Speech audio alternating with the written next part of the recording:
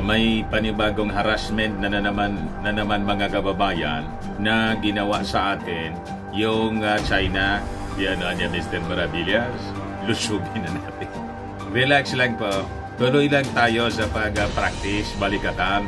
Yung strategy po ng China, talagang pinaiinit yung ating ulo. Kaya kalma. Dapat ganun po yung strategy natin. At lagi natin iisipin mga kababayan that sabi nga ng ating Pangulong Bongbong Marcos, this is a David and Goliath situation. And you know naman nagpapagang mga balita at pagtalakay sa mga isyu na lipunan. Bulsa, opinyon, banat at paglalantad sa katotohanan. Bulsa, what you see is what you get. You decide. Yeah. Kung ano nangyari nung panahon ni David and ni Goliath, panalo si Goliath, si David, ginamitan lang po ng sling. Di ba, mga kababayan, timbuhan po si Goliath na isang higanti po na Palestino at mayabang, hindi na po nakalapit si Goliath. You know the story. So ito yung aabotin mga kababayan ng China na napakayabang po at talagang gustong ubusin ang ating pasensya. Ayan po, Chinese ship harasses Philippine vessel near Pag-asa. Latest po ito mga kababayan. Di niya yung ginagawa ng ating Pangulong Bongbong Marcos, Mr. Maravillas. Yung ating Pangulong Bongbong nagre-recover po sa kanyang trangkaso with the First Lady. But work from home po siya mga kababayan. And closely monitoring sa situation po. At alam naman natin na may mga kausap na siya. Ito yung balita ngayon mga kababayan. Sa Manila Times, Marcos wants multi-mission ready army. Yan sabi po ni Gibo Teodoro, yung ating Defense Secretary. At yung ating bansa ay tuloy-tuloy sa pag-engage sa ating mga kaibigang bansa sa mundo para ihanda ang security dito po sa West Philippine Sea. Ayan po, mga kababayan, ng mga balita dito. Ranking diplomats from the Philippines, the United States, and Japan met in Tokyo Thursday to conduct talks in preparation for the upcoming trilateral meeting among the three countries' leaders amid threats to peace and security in the Indo-Pacific. So makikita ninyo mga kababayan ang agresibo na mga aksyon, activities ng ating pamahalaan para i-counter yung mga aksyon mga kababayan ng China dito sa ating dito po sa West Philippine Sea. So yun ang mga developments mga kababayan dito sa ating bansa. Now overseas, siguro may marami sa ating mga kababayan ay humahanga sa sa royal family ng Britain kasi parang kwentong kwentong fairy tale lang. Ngayon, gusto kong ipaabot sa inyo din itong mga balitang ito kasi ito ngayon ang umuukupa sa mga headlines ng mainstream media, yung naging announcement po ni Kate Middleton. Na-diagnose kasi siya po mga kababayan na may cancer. Ito yung nakakalungkot na announcement mga kababayan. Yan Kate Middleton announces that she has cancer. Catherine, Princess of Wales, announces cancer diagnosis. Yan yung kanyang announcement po at makikita ninyo sa kanyang latest video. Medyo tumanda siya bigla at pumayat po. At yung announcement niya, di ba, last month yata yon, si King Charles na-diagnose din na may prostate cancer siya. Yung mga royals po, tinamaan ng sakit na cancer. Ito ang balita dito. Kate Middleton, King Charles, and Sarah Ferguson all have cancer in unprecedented royal family crisis. So yun mga kababayan ang mga balita na yumanig sa mundo ngayon. Kasi siyempre sila po yung mga rich and famous and powerful in the world. Talagang hinahangaan ng napakaraming tao sa buong mundo. Kasi yung buhay nila bilang mga princess and kings para lang sa fairy tale, mga kababayan. Di ba? But before ko ibigay sa inyo yung mga kwentong yan po, click subscribe muna dito sa ating YouTube channel and hit the notification bell para lagi po kayong updated sa mga kaganapan dito sa ating bansa at sa buong mundo.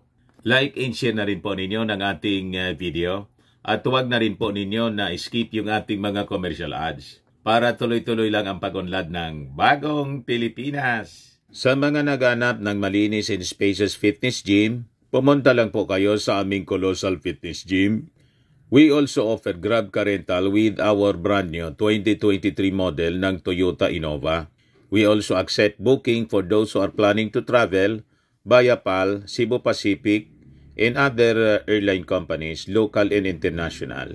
And bills payment for Meralco bills, Aleco bills para dito sa mga Tagalbay, PLDT, etc. Ang Colossal Fitness Gym is located at 3rd floor Security Bank Building, Landco Business Park, Legazpi City, Albay. For inquiries, look for Jilon Maravillas, contact number 0966-802-0949. Yan yung aming Innova. Lagi na pong matao sa amin. Na-set up na rin po yung aming mga brand new gym equipments. May treadmill na rin po kami. Ito naman po yung bago naming product na binibenta online. iGlow Serum, whitening po siya. Tingnan ninyo yung epekto sa aking anak na architect before and now. Yung mga inquiries po ninyo, dumiretso na lang kayo sa kanyang Facebook account, Riz Maravillas. Ito naman po, Firmax Firming and Lifting Cream. Pinapahid po sa mga pulses and affected area. Mainam po siya mga pains and paninigas na mga kaso-kasuan.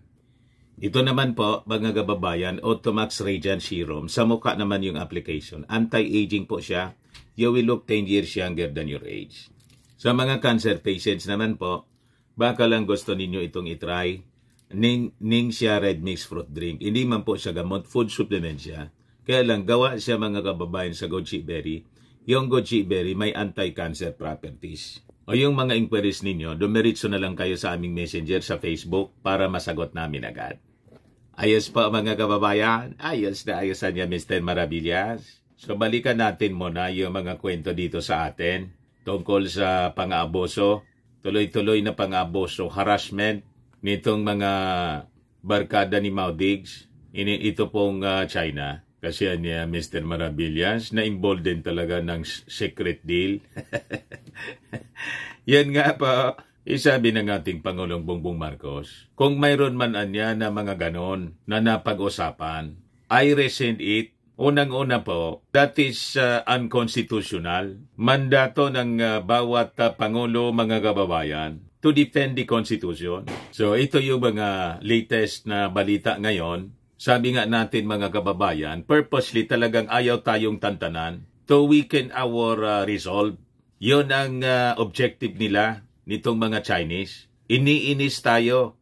Huwag tayong padadala sa kanilang mga taktika, mga kababayan. So ito siya. Sabi dyan, more than a dozen Chinese vessels tried to block a Philippine Coast Guard ship escorting marine scientists on the way to Pag-asa Island in the West Philippine Sea. Yung mga marine scientists naman natin, yung piniperwisyo nila. Kasi madidiscover, mga kababayan, yung kanilang mga pagsira sa marine resources because of this unabated activities dyan po sa West Philippine Sea. So ito siya, mga kababayan, yung picture na pinadala courtesy ng Philippine Coast Guard.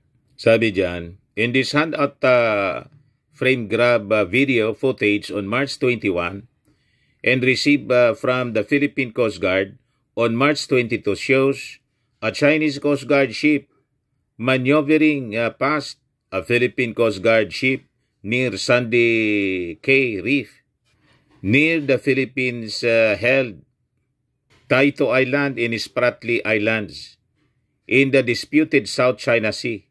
The Philippine Coast Guard on March 22 accused Chinese vessel of dangerous maneuvers as it attempted to block Filipino scientists from reaching a reef in the South China Sea. Ang nakakalungkot niya kasi Mr. Maravillas, during the past administration, pati yung Philippine Coast Guard, na-infiltrate ng mga Chinese nationals kasi inayaan mismo, ni-recruit ng Coast Guard. Tinanggal na po yung 36 Chinese nationals, ginawang mga auxiliary brigade kasi nagbibigay daw ng donation. Kaya naman pala niya Mr. Maravillas, may advance information yung mga Chinese Navy kung kailan re-resupply mission yun. Yung ating mga Coast Guard and Navy, alam na alam kung kailan magsasagawa ng resupply mission doon sa mga naka-detail na mga sundalo natin sa BRP Sierra Madre. Kasi may nakatanim. Tanim Chino. Na mga Chinese nationals mismo, pinapasok ng Coast Guard as auxiliary brigade. Yung mga auxiliary brigade po, allowed sila na magsuot ng uniform ng Coast Guard. What? Kaya nga po, kailangan talaga yung malalim na investigasyon na dala sa donation po, yung ating Philippine Coast Guard. Kaya sabi ko po, tulad ng sinabi ni Congressman Asidri ng Tingog Party List, heads must roll. Kailangan may mga managot. Kung sino man yung nag-authorize mga kababayan, that of all races, pinili nila 36 Chinese nationals ang mag-serve as auxiliary brigade ng Philippine Coast Guard. Nang panahon po niya, 2 years ago. Kaya asa pa kayo na hindi ma-intercept, embedded mismo. May mga Chinese, tanim Chinese, itinanim. At ang nagtanim, Coast Guard mismo. Kaya kahit mag-deny po kayo na hindi man na niya yan mga spies, walang maniwala po sa inyo. Sinalaula ninyo mismo yung operations ng ating national security. Kinompromise ninyo. Tingnan ninyo dyan, baka mayroon pa. Kaya may advance information mismo yung mga Chinese kung kailan maglalayag tayo. Ito, in-intercept uli mga kababayan. Hinaras. So sabi dyan mga kababayan sa balita, retired United States Air Force Colonel Ray Powell, Director of Sea Light, a maritime transparency project that monitors and reports activities in the South China Sea, said the crowding of the BRP Sindangan by 15 Chinese ships was monitored by satellite on Thursday, March 21. Powell identified one of the ships as China Coast Guard or CCG 5204. Malamang may mga spies talaga. Yung mga Chinese mga kababayan, alam nila yung galawan ng ating Coast Guard, Navy, pati ng ating mga scientists po, marine scientists, may nagbibigay ng information papunta niya doon. Ang mission niya ganito. Pero may ibang intention yan. Kaya matik po, larga agad po yung mga Chinese Coast Guard para harangin at iharas yung ating Philippine vessel. Nakita ninyo pa? Pinasok tayo po ng mga ng mga enemies. Yung enemy kasi Mr. Maravillas, nandito na sa ating bansa, matagal na, at yung ibaan niya, mga kababayan natin. Nagkipagsabuatan sa Chinese, sa China. So sabi po ni Powell, the crew of the ships were trained to take part in the direct military, paramilitary actions such as the blockade of Ayungin Shoal or the enforcement of China's claimed jurisdiction over Bajo de Masinloc or Scarborough Shoal. Powell said the remainder of the Chinese ships are likely Spratly backbone vessels or SBV. smaller boats that receive government subsidies to help assert Chinese sovereignty. Yung ating mga aquatic resources vessels, nandun po for environmental study, environmental impact study in the area. The study aims to determine the current state of Pag-asa case following the discovery of dead corals in Sandy Cay 2 last year. So ayaw nilang madiscover yung kababoyan nilang ginagawa, yung distraction na kanilang ginagawa po ng ating mga corals diyan po sa paligid ng ating Pag-asa Island mismo, na ating territory. Yung Pag-asa Island po, parte siya ng municipality ng Kalayaan Island, province of Palawan. The marine scientists will also determine if the dumping of dead and crushed corals at Sandy Cay 2 was done on purpose. Powell said the Philippine vessels arrived on March 19 along with BRP Cabra, which left the following day. The arrival of another PCG ship of Escoda or Sabina Shoal prompted China to reinforce its Panganiban Mischief Reef Maritime Militia Fleet. Powell said that under the United Nations Convention of the Law of the Sea or UNCLOS, Pag-asa Island is covered by the 12 nautical mile territorial sea of the Philippines, which would make the presence of Chinese vessels in the area illegal.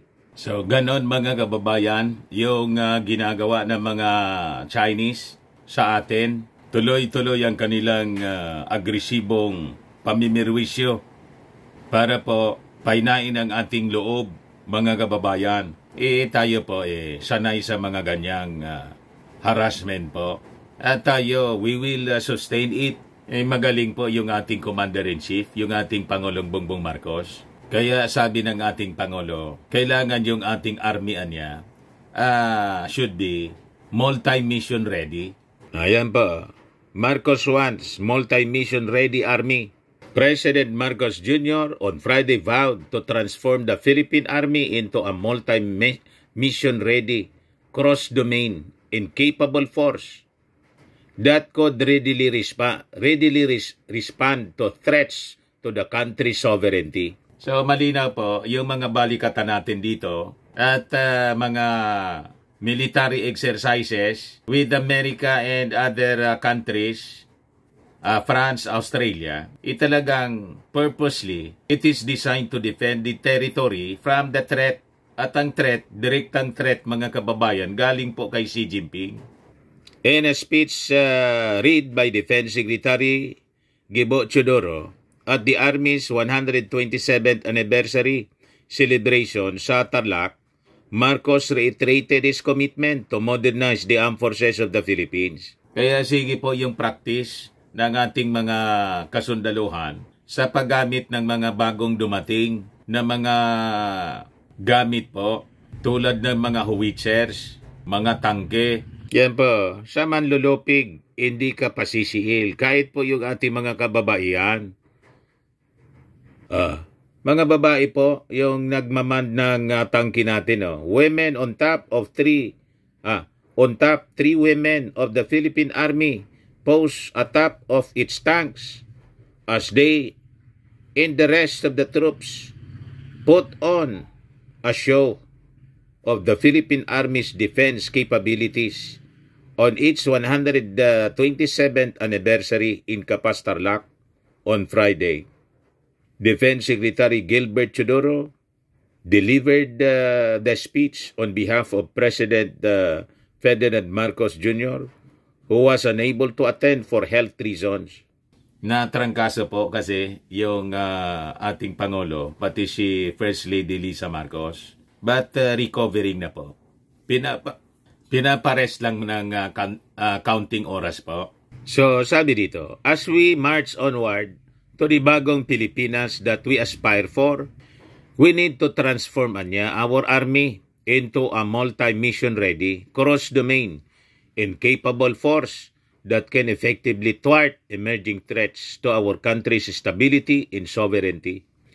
That is why we continue to boost our Army's morale, efficiency and responsiveness through continuous capacity building initiatives, rigorous training and education activities, and other meritorious pursuits, sabi ng ating Pangulo. The President urged the Army to bolster its cybersecurity capabilities. Kasi nag-intensify sila sa pananabotahe ng ating ng cyberspace. Tumindi po yung mga hacking activities at na-trace ng ating mga authorities, mga kababayan. Ang origin po, ang location, China. So sabi ng ating Pangulo, I hope that you will adapt the lessons you have learned, the best practices you have gained from joint operations and interactions with other major services of the armed forces and other foreign defense counterparts. So ibig sabihin, mga kababayan, multinational armies. So we will fight to defend our sovereignty with the help of multinational armies. Army from the American forces, from the Australian forces, Japanese, French, German, in other countries na ang tawag po, like-minded nations na nire-respeto po ang desisyon ng United Nations Convention on the Law of the Sea or UNCLOS. Kasi po, lahat ng bansa kinikilala po yung UNCLOS natin. Ang hindi lang po kumikilala si Xi Jinping kasi may sarili siyang batas, yung tinatawag niyang 10-dash line. Wala man pong kumikilala doon. Sila lang. You see? So sabi dyan, Marcos said, there is a need to defend the country's territory since the threat has grown. It's dangerous, Anya, for one to think in terms of when something goes wrong. We'll run to Big Brother. That's not the way we treat it at all. We do this because we feel that we have to do it. We want to do everything we possibly can together with our partners and allies to avoid the situation. This is not poking the bear. We're trying to quiet the opposite. What we're trying to do, quiet the opposite, sabi po niya. Yan yung sabi niya, mga kababayan, sa interview sa kanya, exclusive ng Bloomberg. So, panalangin natin, mga kababayan, ang ating Pangulo na makarecover na agad with the First Lady, Lisa Marcos. And we pray for the President na bigyan pa siya ng lakas at wisdom sa kanyang mga pagdidesisyon. O ngayon, dito po tayo sa big news from the royal family na bumigla sa mga maraming mamamayan sa buong mundo. Kasi siyempre, sikat na sikat po ang royal family. Maraming humahanga sa royal family. And with this news, siyempre, maraming nabigla at nalungkot. Na-diagnose po si Catherine, Princess of Wales, na may cancer po siya. Breaking, Catherine, Princess of Wales, announced on Saturday that she has been diagnosed with cancer and stated that she is in the early stages of chemotherapy. So kahit nga po ako, nalungkot ako sa balitang ito kasi bata pa. Isa naman 43 yata siya, 43 years old pa lang. Maliliit pa nga yung mga anak niya. Yung lumabas siya, mga kababayan, sa video ito para i-announce yung kanyang sakit, makikita ninyo sa kanyang mukha. Sickly po siya. At pumayat po siya, mga kababayan. Tumanda bigla, mga kababayan, si Kate. At yung royal family. Lahat sila, mga kababayan, ngayon nasa matinding kalungkutan kasi 3 sa kanila po ang na-diagnose ng cancer po. Sabi nga dito sa balita, this is unprecedented royal family crisis. Remember, Kate Middleton, King Charles, and Sarah Ferguson all have cancer in unprecedented royal family crisis. Remember, Kate Middleton is the latest member of the royal family to share a difficult diagnosis. On Friday, the Princess of Wales, 42 pala, bata pa, 42 years old, announced that she is undergoing preventive chemotherapy after being diagnosed with cancer following her major abdominal surgery in January. The procedure was followed by a 13-day hospitalization before the mother of 3 was allowed to return home and continue her recovery. Kaya pala nangayayat mga kababayan, biglang tumanda. Siyempre, pag may sakit ka, ganun talaga. Ako nga siguro napansin ninyo, mga kababayan last year, hindi ko man po ina-announce sa inyo kasi hindi ko ugali na ipaalam ko pa sa inyo yung crisis na aking kinakaharap. Nagkasakit po din ako last year. Kaya kung napansin po ninyo, numipis yung mukha ko. Last year, pero ngayon bumalik na po tumaba uli ako. Ngayon, may mga nakapansin, nagre-react, Mr. Maravillas, nangangayayat ka niya. May sakit ka ba? Hindi ko man po sinasagot. Nagpagaling na lang po ako, mga kababayan. And sa tulong ng ating Panginoong may kapal, ng ating Panginoong Hesukristo, pinagaling niya po ako. And here I am now, on top of health. Di ba? Ayos na naman po. Kaya nga po, nagmabalitaan natin yung pagkakasakit ng royal family. Inalungkot din tayo. Talagang sapagkat tayo ay tao lamang. Di ba? Lahat ng tao nagkakasakit mga kababayan. Pag dumating na yung ating Panginoong Hesukristo, aalisin niya itong lahat ng sakit, pati yung pag-aaway ng mga bansa. But meantime mga kababayan, this is the reality of life. Sabi rito, the surgery was successful. However, tests after the operation found cancer had been present. My medical team therefore advised that I should undergo a course of preventive chemotherapy and I am now in the early stages of that treatment. Sabi po niya sa video message. The diagnosis makes Princess Kate the third member of the royal family to be diagnosed with cancer in as many months. Nauna na po nag-announce si King Charles. May prostate po siya. Prostate cancer. So sabi dyan, 1 week, sabi dyan, the same day that the princess abdominal surgery was announced, Buckingham Palace revealed that King Charles 75 was seeking treatment for an enlarged prostate. The monarch visited his daughter-in-law at the London Clinic, the hospital where she had surgery before his own procedure. The king left the private hospital following a 3-day stay on January 29. 1 week later, Buckingham Palace announced that King Charles had cancer, which was discovered when the king underwent his prostate procedure. So, ganon mga kababayan yung mga malungkot na balita na pinagdadaanan ngayon ng royal family. So sabi rito, it's understood that King Charles personally informed his sons, Prince William and Prince Harry, as well as the other family members before Buckingham Palace made the public announcement. In January, a representative for Sarah Ferguson, the Duchess of York, age 64, shared she had been diagnosed with skin cancer naman po. Sabi dyan, following her diagnosis with an early form of breast cancer this summer, Sarah, Duchess of York, has now been diagnosed with malignant melanoma. The statement read, yan po siya mga kababayan. According to the spokesperson, the Duchess of York had several moles removed and analyzed by a dermatologist while she was undergoing reconstructive surgery following her mastectomy. Subsequently, one of the moles was identified as cancerous daw. She is undergoing further investigations to ensure that this has been caught in the early stages daw.